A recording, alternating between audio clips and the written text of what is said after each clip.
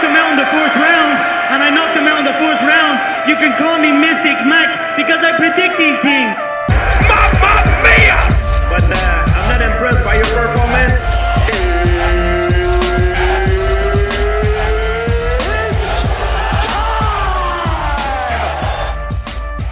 Welcome back, MMA True Believers, to a new edition of Sucka Shots. I am Jason Burgos, and as always on this MMASucka.com exclusive podcast, we will give you a double shot of interview and fight picks. On this episode, my guest and I will cover this Saturday's UFC 208 event, headlined by Holm and Jermaine de Randamie. And the aforementioned guest I will get to chat with is a renaissance man of fitness. He's a strength and conditioning coach to a plethora of superstar fighters at MMA Super Camp American Top Team. That man is the one and only Phil Bam Bam Daru. How are you doing, Phil? I'm doing great, brother. Are you ready to do some fight picks? I know you got some dogs in the fight on this pay-per-view, so I know you're going to be objective, right? Oh, yeah, definitely. But I will keep it fair, and I will make sure that everything is on point with my picks, because I know I'm good. Oh. Whoa. This sounds like some bet needs to be made on who's going to get the most picks right. Listen, I don't want to take your money. Oh, you probably will, so I ain't going to say nothing. So, all right, let's jump right into the questions now. So, you were, before you became a strength and conditioning coach, you did fight professionally in MMA. So what originally brought you to the sport? What made you want to take the steps to end up becoming a pro fighter? Like, were you influenced by certain fighters? You were a longtime fan of the sport. What made you want to get into it professionally? Sure. So basically, ever since I was, I want to say 9 years old, I've been playing football pretty much all my life. Like I said, played college football for a long time. And then after that, I actually had a karate background. I did Kempo karate when I was little.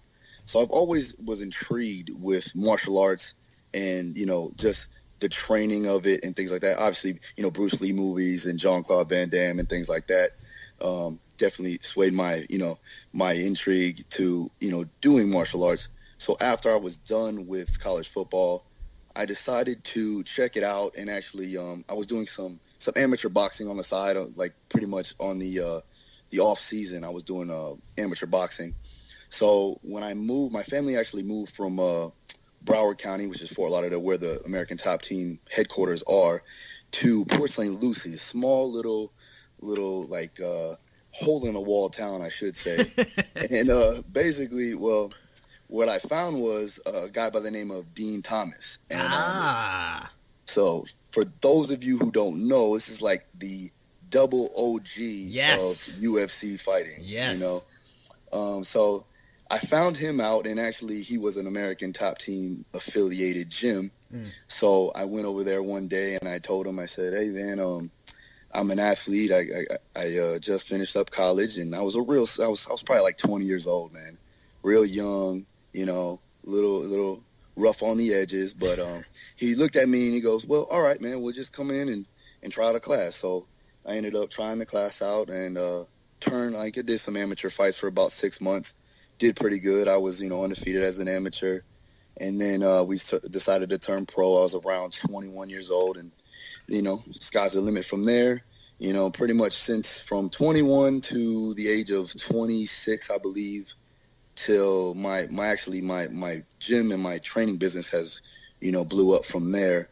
Kind of took me away from my professional career.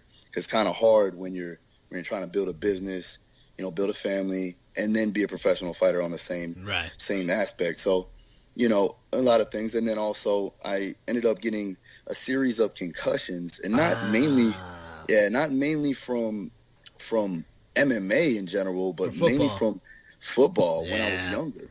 Yeah. So like, I remember like in high school playing in games, and like I didn't know where I was on the sidelines.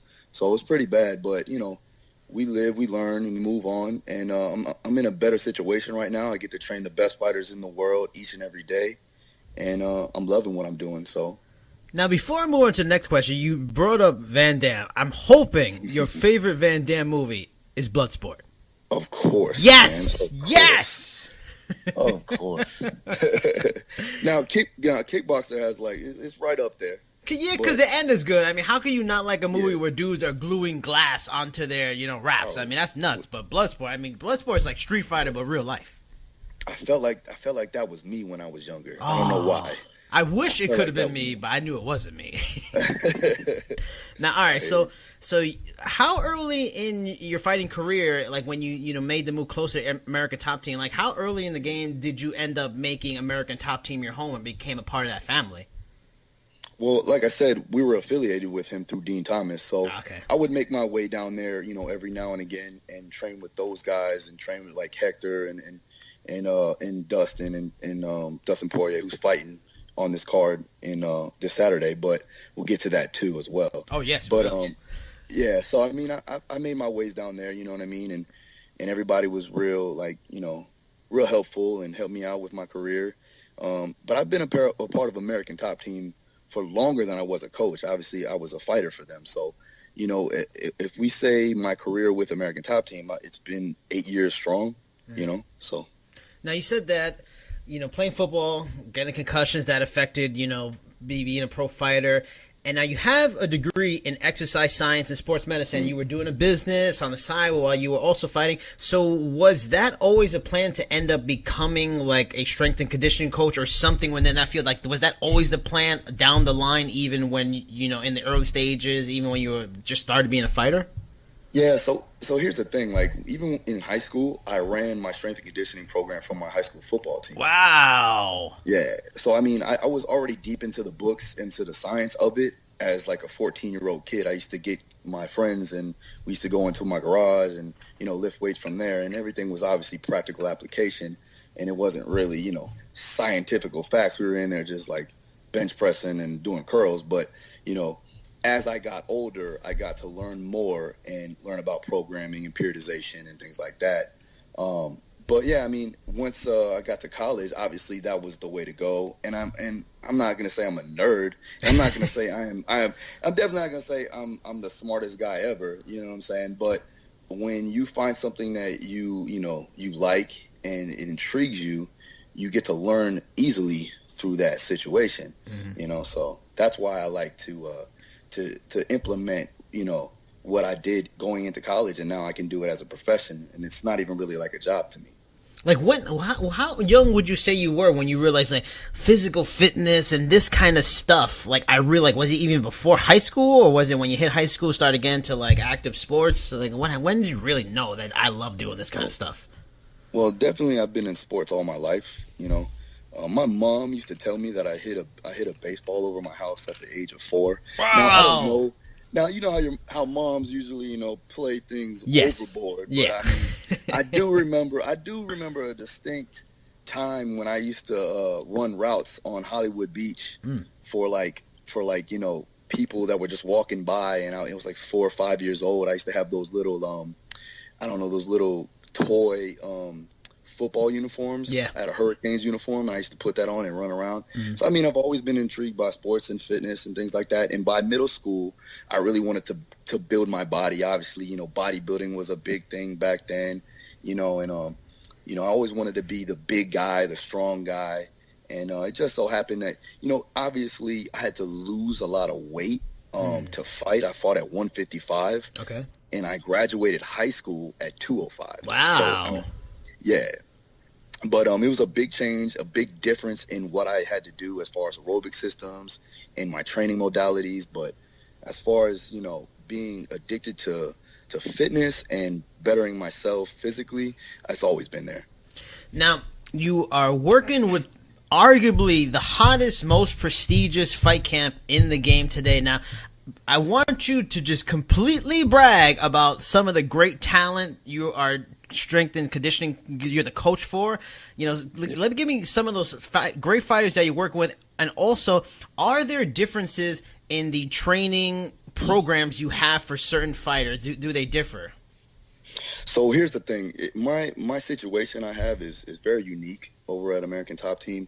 I train around 30 to 40 fighters throughout the week. Holy moly. So it's a high volume of fighters that are all different weight classes, female, male, you know what I'm saying? Heavyweights, straw weights. So what I have to do, and not to geek out too far, but I really harp on the conjugate method or the conjugate style of training throughout the week, just to manage fatigue and to make sure that they're always ready to perform and not have to get ready as far as phases go. And I know a lot of people and a lot of strength coaches they may talk about, block periodization and linear periodization, to where you gradually work up to a peaking phase to where you go and fight that week. Now, that would be good if I had a standard time, a set time frame for when they're going to fight, when I know they're going to actually be in my class or in my training group. If I had all these situations down, like I do with Joanna and Jacek, then we can implement that type of style where I can phase them out and work into phase potentiation to actually peak them for their fight.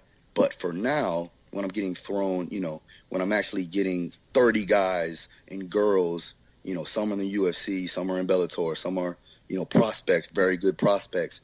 They're all at a different stage in their career. You got King Mo Lawal, who's a veteran in the game, on top, and then training with somebody who's a 22-year-old kid. It's totally different, but I have to make sure that it's a broad style of training so that we can, make sure that everybody's getting what they need, right, and keeping everything safe. So my general thing is I'm not the skills guy. I'm not going to teach you how to throw a punch. I'm not going to teach you how to throw a kick or take, a double leg takedown, which I can, obviously, but my goal and my job description is to get them physically fit or physically prepared to do their skill work throughout the week.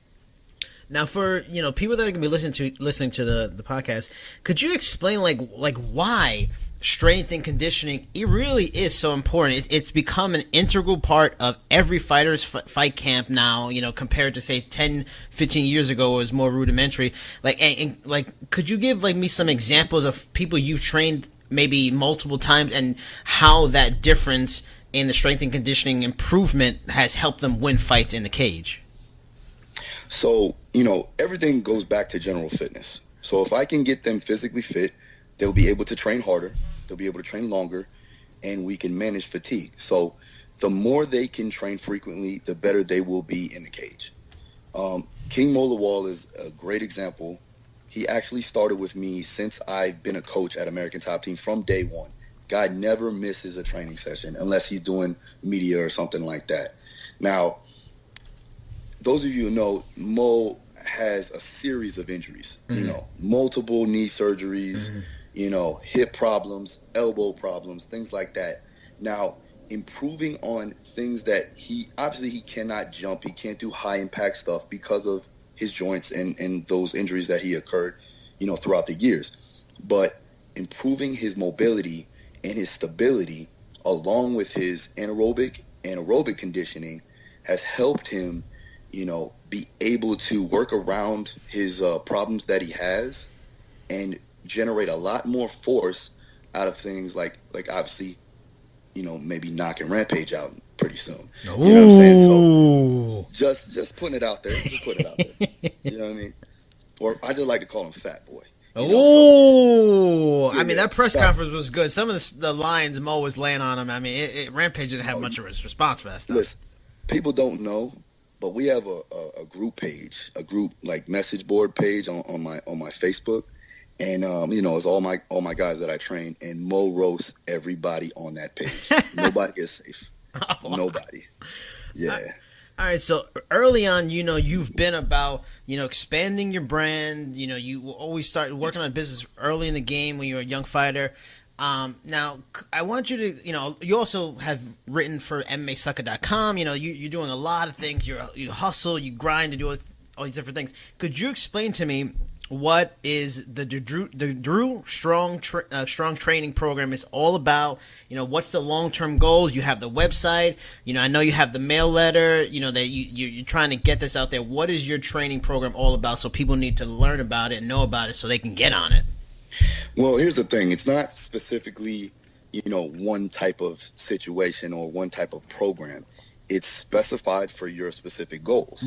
So, I train anywhere from high school, college high school, college soccer girls to high school football, college football athletes, even to just the general public. It just depends on what you want to do, what you want to accomplish. Now, my whole thing is obviously, we want to get you functionally strong and keep you, ready to do things in everyday life. So general physical preparedness with specialized training to help you with your ultimate goals. Does that make sense? Yeah, no, totally. Cool. So on the website, do they contact you on the website, and how do people, if they're listening to this and they're like, I want to talk to him, I want to train with him, how do they get in contact with you, and how does it all work out? So without a doubt, so what you want to do is you go to darustrong.com, which is my website, and I have a link there that you can actually email me, or opt in, and also make sure you opt in for that newsletter, by the way, because I give out free content on, new things as far as fitness, nutrition, all that.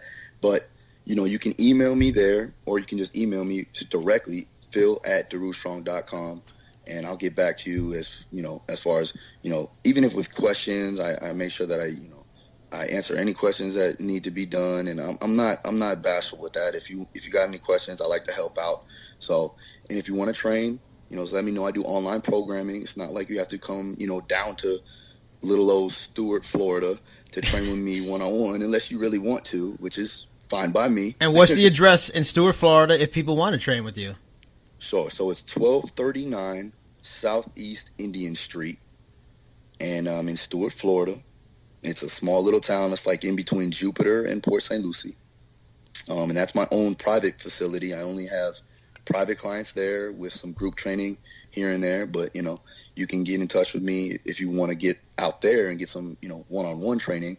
If not, I do online programming. I have plenty of online clients as well.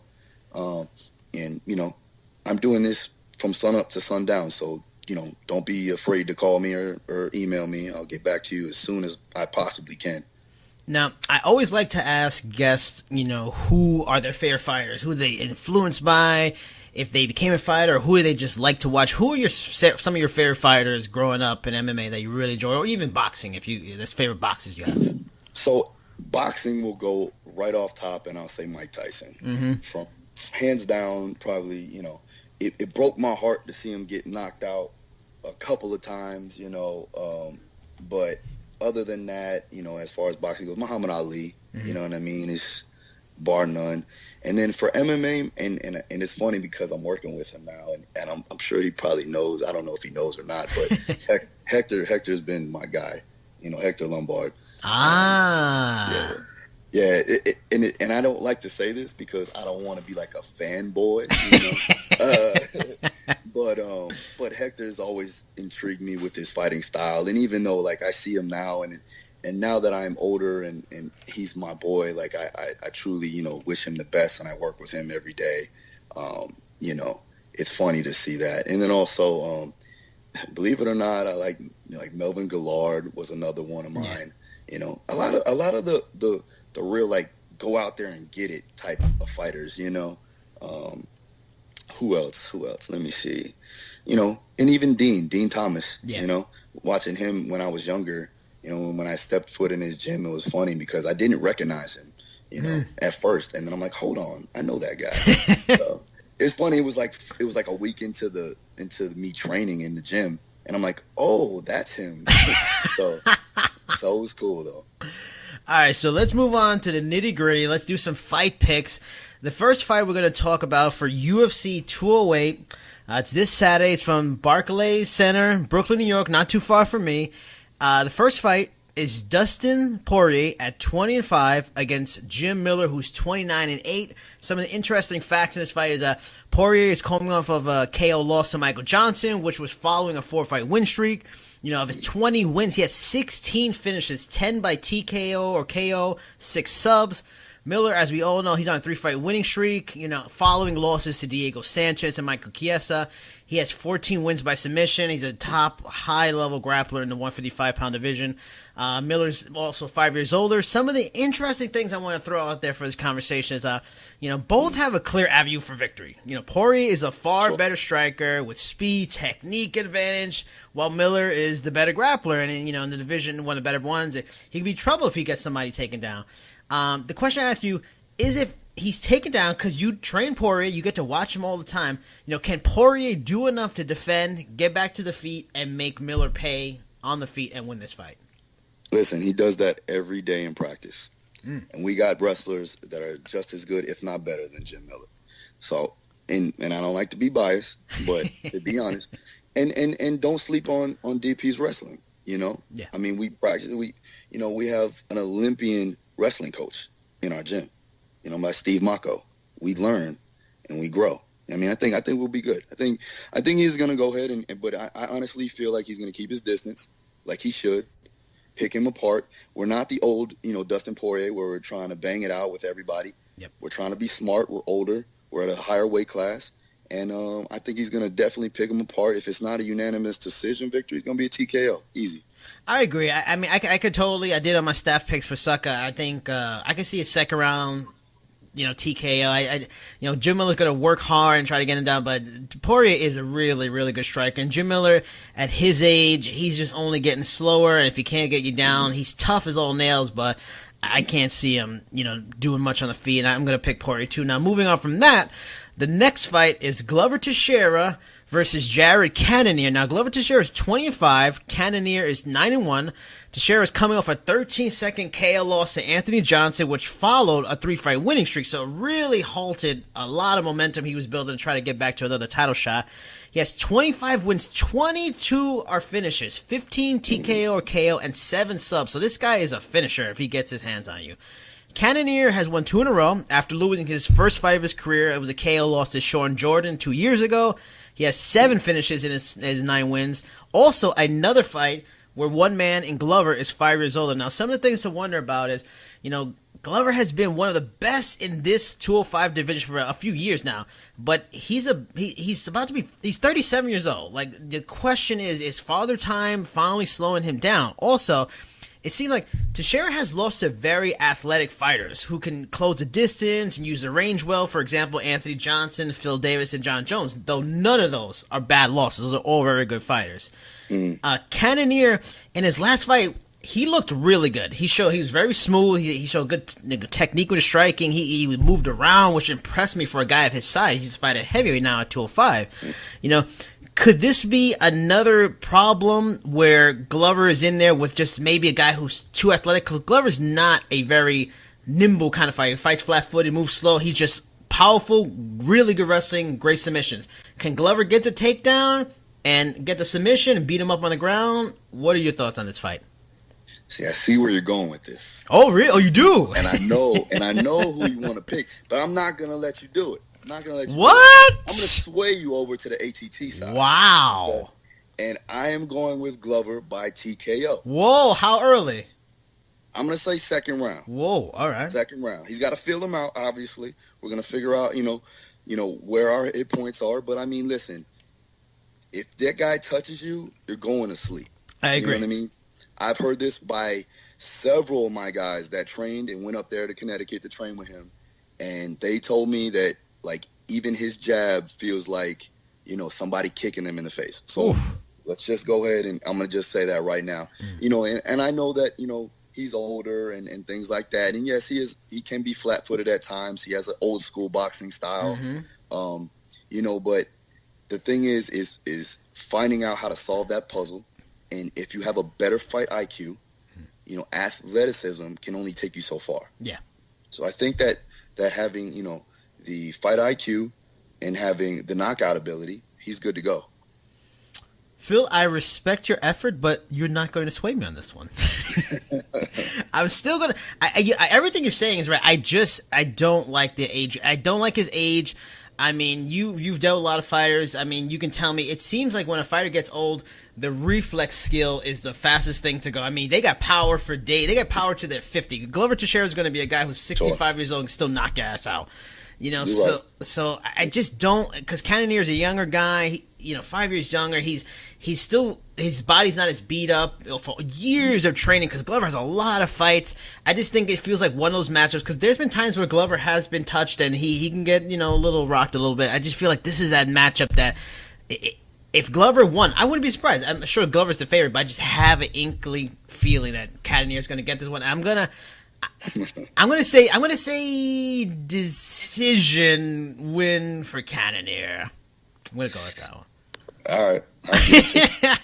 All right, now moving on. Now this fight, the next fight, to me, this is like the gigantic anticlimactic fight of the show. This is a fight where you're trying to look for a way for the other guy to win because it just seems insurmountable for him to get a win. But Ronaldo Souza at 23-4, Jacare versus Tim Bosch at 20-10. Now, Jacare has only lost twice since 2009, people, and that was a very close loss to Luke Rockhold in Strikeforce and a split decision loss to the current number one contender in Yoel Romero. You know, and I'm a Jacare guy. I thought he beat Yoel, but that's just my opinion. We're not saying that. Right. Oh, all right, okay, fine. Come on. All right, now he has 16 submission wins and is one of the scariest grapplers in the entire sport. Like, Jim Miller's a good grappler in 155. This guy's one of the best grapplers on the planet. Now, definitely. Bosch is on a 2-fight winning streak. Both wins with stoppage via strikes. You know, he has 15 finishes in 20 wins, 10 by TKO and KO. I mean, this guy's a heavy hitter. Now, the thing is, Tim Bosch is durable. He's very strong, has heavy hands without a doubt. Used to fight at 205. Now, that said, does he really have any chance at winning this fight, Phil? I think they are feeding him to the alligator. I believe you. I agree completely. So, to be honest, you know, Bosch is a tough guy, man. Like, he's one of the old school guys. So, I mean, he's a tough fighter, but Jacare, he has too many tools, you know, and the guy can submit you in any direction, any possible way. Plus, you know, and his striking has come up. So, I mean, I think that I understand that Bosch is a pretty good grappler. I understand that. But, you know, Jacare is a world champion. You know what I mean? So, let's be honest. I honestly think that Jacare is going to go ahead and submit him maybe in the third round. Okay. I'm going to say the third. Yeah. But we'll see. You know, I could be wrong. Listen, I never want to go against Bosch, man. Yeah, because he's upset people. For real, like he really does do that, and he makes you think. But you know, the stats say one thing, and you know, a fight is a fight, and anything can happen. Yeah, I mean, and you said it plenty of times. You said it perfect. He's an old school fighter, and a perfect example is the Yushin Okami fight. I mean, he did something that a lot of fighters don't take the chance to do it. I can't blame them for not taking a chance, but he did the classic, okay, I'm losing, it's the third round, I have to go out on my shield and just give it all, and if I get knocked out, it is. And he won. And he won a massive fight. Yushin Okami was like one of the better 185ers at the time. So, I mean, he always has that chance. The only thing I can see maybe Jacare underestimates him, which would be the wrong thing, but it's the kind of thing he might do. At this point, he's been screwed over so many times that he should have got a title shot. He never has. It's like, I can just see frustration. He maybe overlooks him. But that being said, we're moving on to anticlimactic fight number 2, which is Anderson Silva at 33-8, the legend, the Spider, versus Derek Brunson at 16-4. Now, this is so weird for me to say, but Silva is 0-4-1 since his last win in 2013. So bad, man.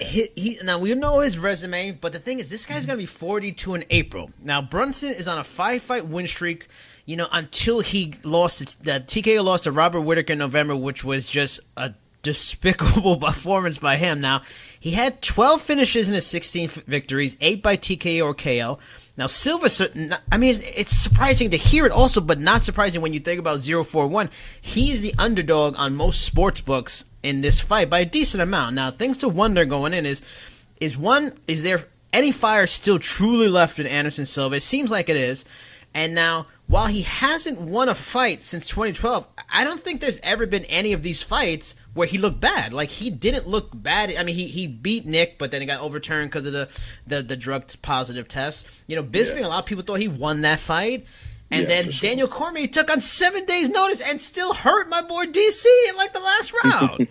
So, if Silva finally does Silva finally get old, and can Brunson take advantage of that? Like, what are your thoughts on this one? I feel like it's obvious who should win if Silva doesn't get old on Saturday night. Yeah, I mean, it's very hard to go against Anderson Silva, you know. And that being said, Brunson never really, like, impressed me. You know, I know he's had some knockouts and he's pretty athletic, but, like, as far as technical prowess, I don't think he's anywhere near. I don't even think he really should be, even though that Anderson is older now. And I think it's a mismatch, man, to be honest. Yep. I understand that you do lose, your sense of agility and you're popping your step when you get a little older, but technique and just having that awareness and being in that cage and knowing your surroundings, I don't see Silva losing this one at all. I could say that, it may go to the decision, but yeah, I think that either that or he'll stop him in the second. Yeah, I agree. I see the same thing. Stoppage in the second. It's just for a lot of other fighters, like even the Bisping fight, I thought that could be interesting. Daniel Cormier did what I expected him to do. Like, to me, this is a perfect kind of matchup for Anderson Silva because the guy is maybe arguably the best counter-striker in the sport, and Derek Brunson he cannot fight like he did against Robert Whittaker, or he will get knocked out in a minute because just chin out, lunging, weird, but he even did that when he's won fights. He has that weird wild style. Like this is the wrong guy to do that against. So unless he comes in as a remodeled, completely different Derek Brunson, which crazier things have happened. Yeah, I see the same exact thing. Second round finish now. Moving on from that to the main event. We got Holly Holm at 10-2 versus Germaine de Randamie 6-3. Holm is on a 2-fight losing streak following her historic second-round KO of Ronda Rousey. She has 7 TKO KOs in her 10 wins. De Randamie is on a 2-fight win streak following a first-round TKO loss to the current 135-pound champion and ATT fighter, Amanda Nunes. Now things to wonder. Now, this is for the newly created featherweight title. Both fighters have fought at 135 in their previous combat careers, with Holly Holm being a kickboxer and a boxer, and De Randamie being a kickboxer. I was looking at the stats. They both fought around 135, 138. So, this is not necessarily an optimal weight fight for either of them. It's not like they're cyborg. They're too big. They don't want to go down. This is their best weight. So I think I want to ask you, especially since you do strength and conditioning, getting a right kind of body type. What effect could putting on extra weight, because, for example, he's one example. BJ Penn did not work better with more weight. How could extra weight affect a fighter's fighting, from their normal optimal size? So here's the thing. It just depends on, bone structure and how big a person really is instead of the weight cut that they really are. Like for me, I'm 5'8". My bone structure should be for a 155-pound guy, but it just so happens I weigh 215 pounds with 8 to 10% body fat. Now, does that mean that I go down to 155 because of my bone structure, or should I go to somewhere around 170, 185 because it'll be comfortable for me to cut that weight? So it really is a comfortability factor. But I honestly think that it depends. Let's say I got a perfect example right now. Valerie Letourneau. Mm-hmm. Yeah. Very, very big straw weight.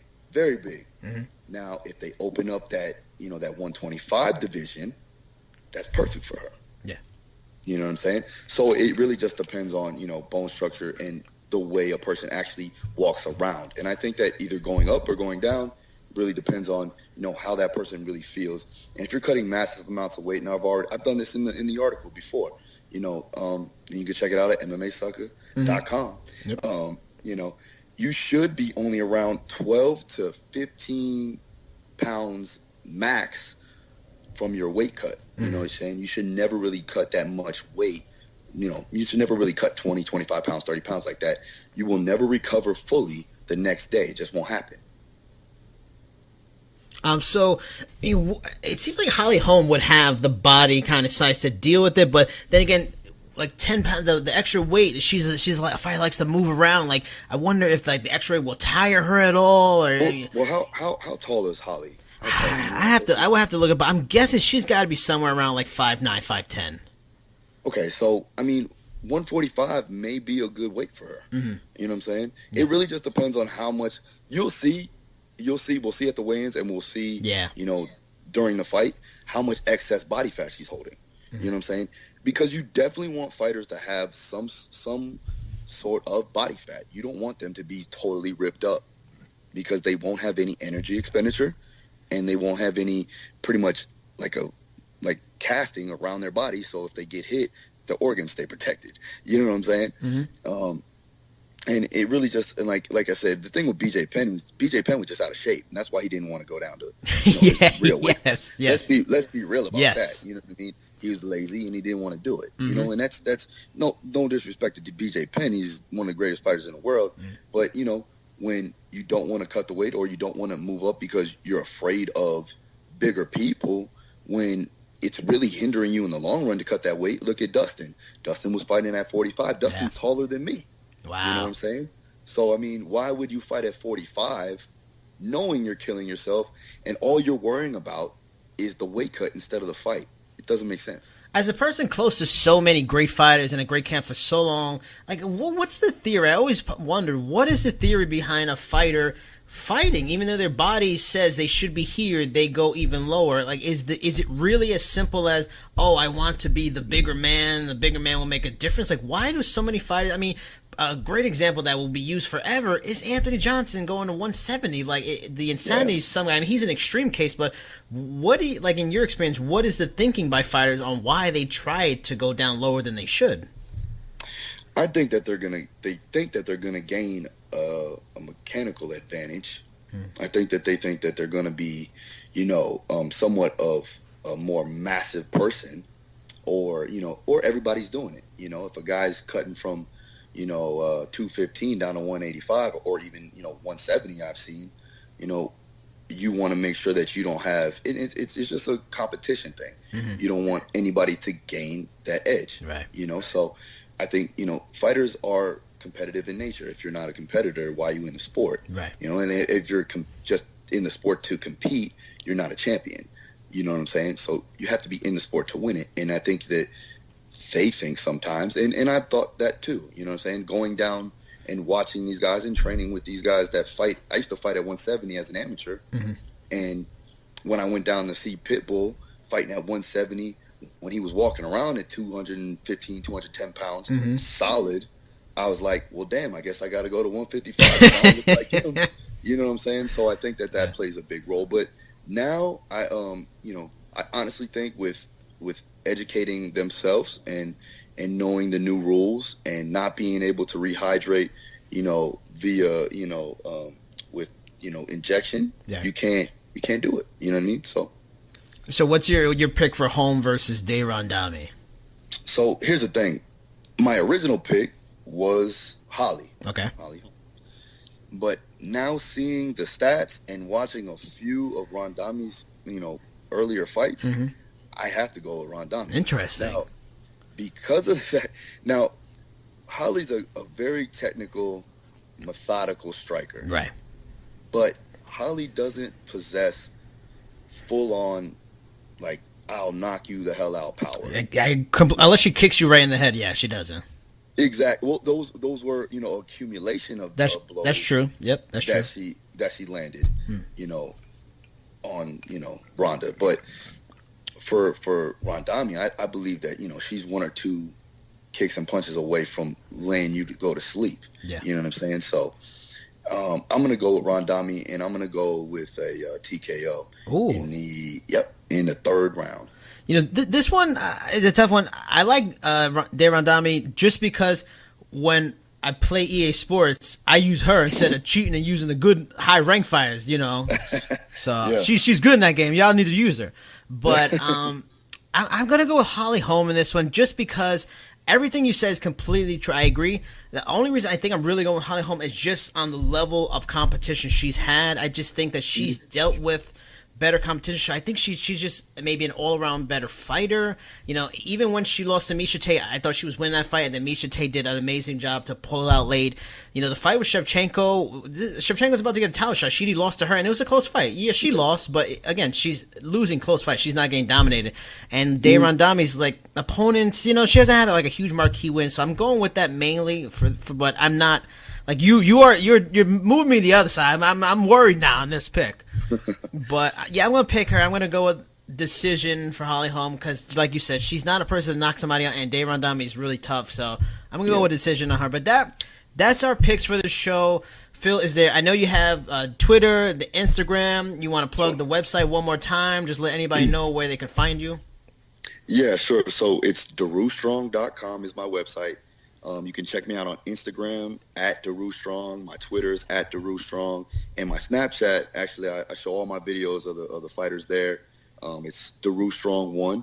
And you can hit me up on my email, phil@darustrong.com. And you have a YouTube channel with your videos too, right? Yep, Phil Daru Strong. You can check me out there too. I'm trying to get some more subscribers. All right. If you could. All right, well, that's our picks. That's our show. Thank you for anybody listening. Thank you so much, Phil, for coming on. And bye-bye.